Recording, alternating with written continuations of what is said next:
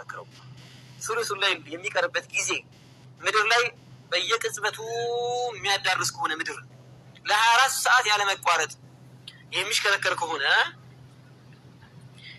የቱ ጋር እናስቀምጠው ይሄን ነገር فثبت انفصاله عنها ሚለው የቱ ጋር እናስቀምጠው የት አለ እንፊሳል ሁሌ አንደኛ ሰማይ መኖሩ ግድ ሊሆን ነው አይደል እንዴ በነሰበው አንደኛ ሰማይ ላይ ግራ የተጋቡ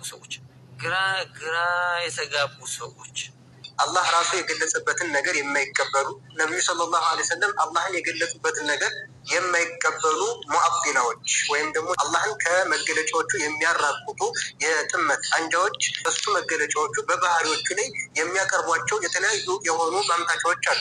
ነገር ግን እነዚህ ማምታቾች ከበፊት ጀምሮ ዑለሞቹ የተለያየ መልስ ሰጥተውባቸዋል። አዲስ የተነሳ ሐሳብ አይደለም ለማለት ነው። አላህ የሌሊቱ 1/3 ሲቀር ወደ ቅርቢቱ ሰማይ መውረድን በተመለከተ ወሃቢያ ብሎ የሚጠሯቸው አህሉ ሱና ወልጀማዓዎች አይደሉም ይሄንን ነገር ያሉት።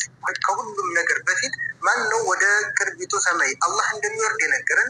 ነብዩ ሰለላሁ ዐለይሂ ወሰለም ናቸው። እንደምትመለከቱት ቡኻሪ ላይ በተዘገበ ሐዲስ መሰረት عن أبي هريرة رضي الله عنه أن رسول الله صلى الله عليه وسلم قال ينزل ربنا تبارك وتعالى كل ليلة إلى سماء الدنيا حين يبقى ثلث الليل الآخر يقول من يدعوني فأستجيب له من يسألوني فأعطيه من يستغفروني فأغفر له أبو هريرة رضي الله عنه النبي صلى الله عليه وسلم اللي قالوا لنا الله كذلك 1/3 ሲቀረው ወደ ቅርቢቱ ሰማይ ይወርድና ማን ነው የሚለው